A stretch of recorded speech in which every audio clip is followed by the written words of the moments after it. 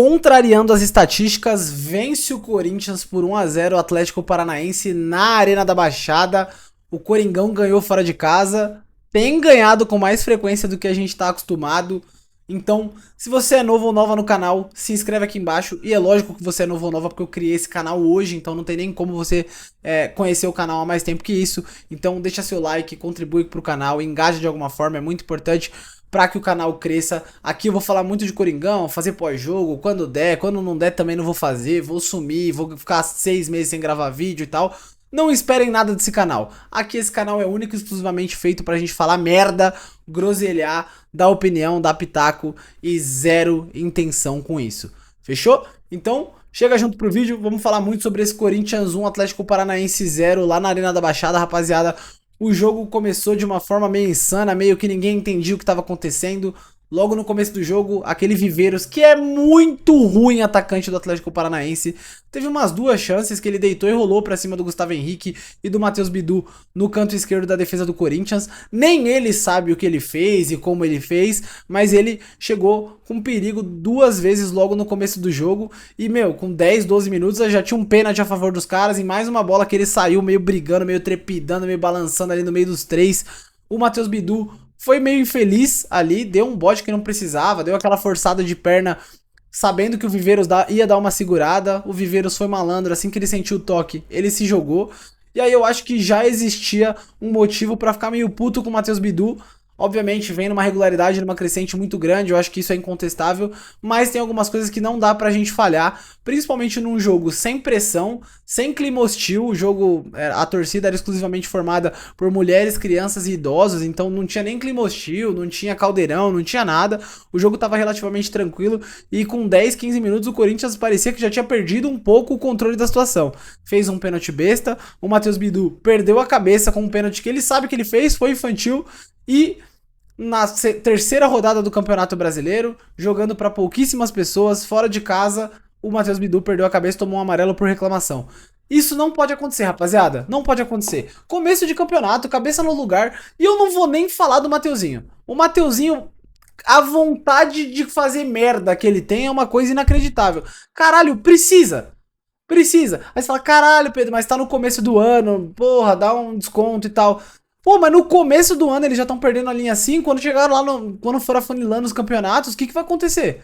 Sacou? Então, eu nem acho que o Corinthians deve brigar por campeonato brasileiro, eu acho que é muito distante do que a gente consegue manter de regularidade hoje em dia, então acho que o Corinthians vai acabar priorizando em determinado momento da temporada os campeonatos de mata-mata, que são a especialidade do Dorival Júnior, enfim. Mas, ao mesmo tempo, eu fico pensando, caralho, é por causa dessas cabaçadas que a gente perde ponto fora de casa.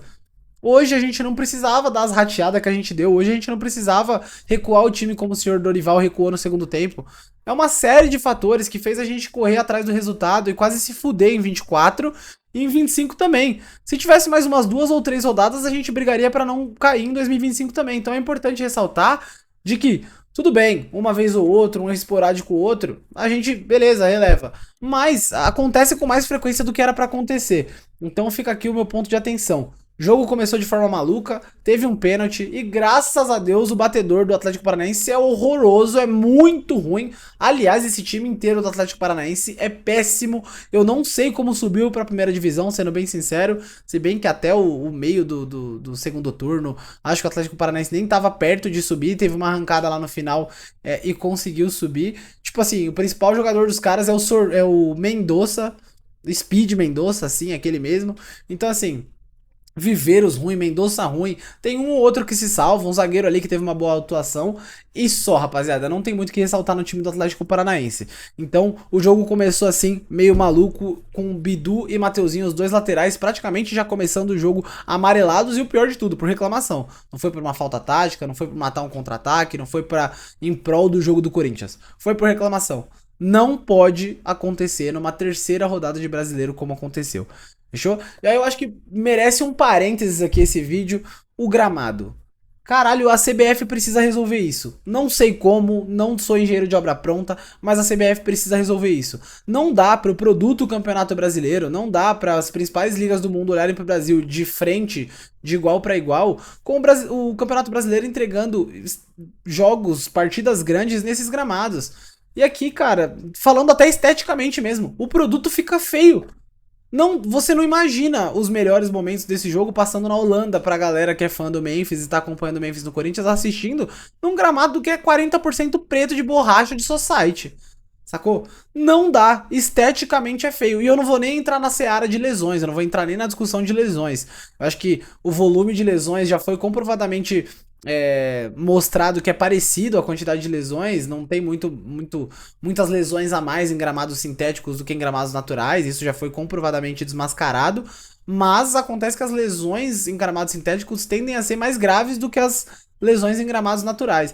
Então, assim, a CBF tem que dar um jeito, nem que ela tenha que tirar do bolso dela pra arcar com custos de quem não consegue bancar gramado natural. Não sei como isso deve ser feito, mas no final das contas isso vai valorizar o produto da CBF e vai fazer com que, obviamente, ela arrecade mais dinheiro do que ela já arrecada hoje em dia. Vai melhorar como um todo, vai melhorar o espetáculo esteticamente, futebolisticamente, tecnicamente, estrategicamente, tudo vai melhorar com gramados melhores. Então, assim, o Corinthians não foi prejudicado necessariamente pelo gramado, mas é a cara da merda. Puta que pariu. É horrível ver jogo em gramado sintético. Não sei se vocês perceberam, teve umas bolas que o Matheus Pereira e o Ranielli tentaram trocar ali na intermediária.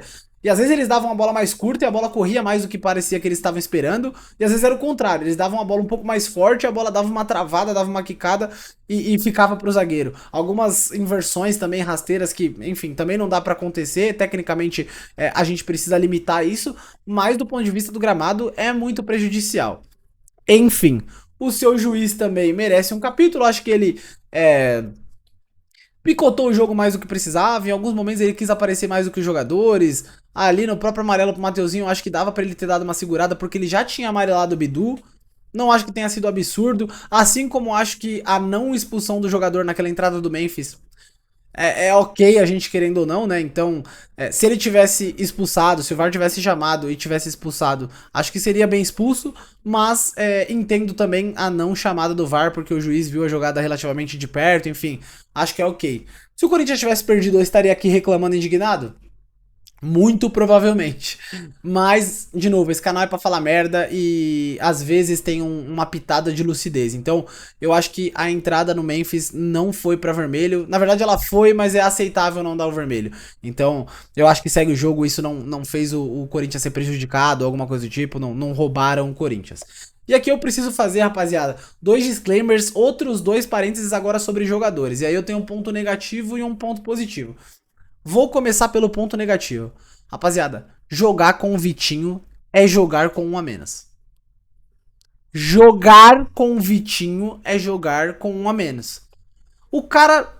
Caralho, não dá pra entender o que ele faz, aonde ele tá. Parece que ele não tá em nenhuma jogada. Ao mesmo tempo a câmera fecha e parece que ele tava lá, mas ele não tava.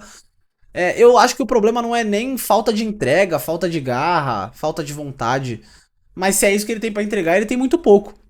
Ele corre errado, ele marca mal, ele não recompõe. Não é que ele não chega, não tenta uma jogada diferente porque ele tá ajudando a recomposição do Matheus Bidu, que ele tá fechando ali com o terceiro homem, com o segundo homem, com o Matheus Pereira, que ele tá. Não, ele tá morto de voltar, correr atrás da bola e por isso ele não tem pique pra chegar lá na frente. Ele é horrendo. Com a bola no pé, ele não sabe o que fazer. Parece que ele nunca tocou numa bola na vida. Então, assim, precisa ser revisto. A gente, e eu me incluo nisso, canso de criticar jogador e treinador por não ter oportunidades com times bons, mas não é o caso do Vitinho. O Vitinho tem tido oportunidades tanto quanto titular quanto reserva, entrando no segundo tempo, com um gás novo e tudo mais, há algum tempo. E ele não se mostra ser o suficiente. Ele se mostra cada vez mais ser um Thales Magno 2.0. Então, assim, precisa ter muito cuidado, é começo de temporada, é pegar ritmo, ele acabou de chegar também, tem que dar um pouco de desconto, não quero ser o chatão aqui, mas jogar com o Vitinho é jogar com um a menos na situação atual. E aí, antes de falar o meu ponto mais positivo da noite, eu acho que tem que ficar também uma ressalva ao Ranielli, uma menção honrosa aqui ao Ranielli, que novamente fez uma baita partida, tem voltado ao ritmo de 2024 e meio de 2025 ali, onde ele demonstrou seu melhor futebol. Acho que o Ranieri tem feito partidas muito boas e muito seguras. A gente sabe da dificuldade que ele tem de construção de jogada, mas isso tem melhorado nessa divisão de responsabilidade que ele tem feito com o Matheus Pereira, com o Bidon, muitas vezes com o Garro, até com o Carrilho. Então, ele saber que a limitação dele de construção de jogo existe e passar a bola para um companheiro melhor posicionado, que saiba fazer essa construção de peito erguido e cabeça erguida, muda muito o panorama do jogo. Ele tem que ser um destrutor de jogadas. Então ele tem que destruir. Existe destrutor, caralho. Destruidor de jogada. Então, não tem que fazer diferente, tentar dar caneta, tentar dar chapéu, tentar dar arco. Não. Destrói a jogada e passa pro companheiro melhor posicionado. Às vezes a gente tem que saber ser humilde e entender nossas limitações, e isso aflora o melhor que a gente tem muitas vezes. E aqui, falado do Ranieri, eu preciso falar do senhor Gabriel Paulista. Caralho, rapaziada, achamos o cara. Cara, caiu como uma luva, parece que tá jogando há 10 anos no Corinthians. Eu confesso que não acompanhei a reta final dele na Europa, mas ele chegou no Corinthians com 35 anos, sob a minha desconfiança. Não sabia que ritmo que ele ia chegar, a qualidade técnica, nível que ele tava, físico, preparação. Tô no português bom hoje. Não sabia como tava a preparação deles e tal. Então eu queria entender como ele ia entrar nesse time, e ele já é dono da titularidade. Eu acho que o André Ramalho tem que estar mandando currículo, tem que estar no vagas.com, porque fudeu. Tô brincando, lógico que o André Ramalho vai ser muito importante pra revezar isso, pra dar fôlego, pra numa eventual contusão ou numa eventual suspensão por terceiro cartão amarelo de um ou de outro. O André Ramalho vai ser crucial. É muito bom saber que a gente não vai precisar contar com o Félix Torres ou com o Kaká. Acho que isso já é um puta avanço. Mas o Gabriel Paulista joga muito. Ele tirou uma bola ali com a cabeça da bicicleta do cara. O cara ia virar uma bike, ele, mano, meteu a cabeça na bola. O Ranieri também salvou na continuação do lance, jogou a bola com a esquerda ali do jeito que deu pra fora. Então, assim, o Gabriel Paulista, ele veio pra trazer essa tranquilidade que precisava a zaga. E nesses jogos onde tem menos chuveirinho, a gente costuma deixar passar batido um pouco o Gustavo Henrique, né? Porque ele brilha muito mais em times que tentam dar lançamento e cruzamento pra área a todo momento, e ele tirando todas de cabeça. Hoje não foi um jogo assim pro Gustavo Henrique, ele teve que fazer um trabalho um pouco mais limpo ali. E aí parece que ele perde um pouco do protagonismo, mas não é isso que acontece. Ele divide muito bem essa responsabilidade com o Gabriel Paulista. Eu sinto que havia esse desequilíbrio na zaga do Corinthians. Às vezes o André Ramalho fazia uma partida de Beckenbauer, às vezes ele fazia uma partida de Félix Torres, né? Às vezes ele salvava o Corinthians, às vezes ele fazia 2 pênaltis no mesmo jogo e um gol contra.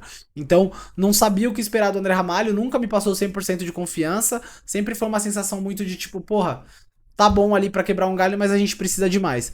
E eu acho que o Gabriel Paulista veio pra resolver esse problema. Parece que temos um goleiro titular absoluto, uma dupla de zaga absoluta titular também, e os 2 laterais até cobiçados em seleção brasileira, quem diria, galera. E aí a gente tá falando do Ranieri em uma melhor fase, a gente tá falando de briga por titularidade no triângulo da frente. Então a gente tem o Charles briga à parte, mas temos Matheus Pereira, temos Rodrigo Garro, temos Carrilho, temos o Breno Bidon, temos diversos jogadores muito bons tecnicamente brigando por titularidade, e o ataque, que em fase boa é um dos melhores, se não o melhor ataque do Brasil. Então assim, parece que achamos o esquema de jogo, parece que estamos tendo o que não tivemos nos anos passados, que se fudemos em 2024 e 2025 no final do ano, nos pontos corridos. Parece que a gente vai ter uma casca um pouco maior, vai ter um pouco mais de constância. Eu acho que é isso que o Corinthians precisa, e tô animado com os próximos jogos. Acho que o Corinthians precisava dessa vitória, sobretudo. Foi muito importante trazer esses 3 pontos na mala, porque no final das contas o Campeonato Brasileiro é sobre isso. Palmeiras, Flamengo, Botafogo, Cruzeiro cansam de fazer jogos horríveis fora de casa contra times de menor expressão, e não deixam escapar os 3 pontos. Fazem o gol de pênalti, de mão, de rebote, de gandula, como tiver que ser. Mas tem que ir lá e buscar os 3 pontos. Eu acho que o Corinthians precisa começar a abrir o olho, porque o cenário do ano passado foi relativamente bom contra times da primeira parte da tabela e desastroso contra times que estavam brigando para não cair. É aquela famosa, o Corinthians escolhe jogo. Então quer jogar muito contra o Palmeiras e contra a Juventude, foda-se, a gente vai andar em campo. Então essa é a postura que a gente não tá vendo nesse começo de ano. O Corinthians tá correndo, tá tentando fazer dar certo, com algumas algumas complicações, com algumas contextualizações que precisam ser pontuadas, como foi o caso do gramado, mas eu acho que o Corinthians precisava dessa vitória e vai chegar com muita moral pro jogo de domingo à noite contra a Portuguesa no mata-mata do Campeonato Paulista, quartas de final. Estaremos lá no Canindé, inclusive. Fechou? Espero que vocês tenham gostado desse vídeo. Por favor, não esquece de deixar um like, um comentário, seu feedback. Eu falei rápido pra caralho, eu falei de um monte de tema. Enfim, é o primeiro vídeo, eu não tenho vinheta, eu não tenho corte, eu não tenho edição, eu não tenho também. Eu não tenho nada, rapaziada. Mas tô aqui pelo Coringão, como sempre estive. Espero vocês no próximo vídeo. Muito obrigado por ter assistido até aqui. Tamo junto. Fui!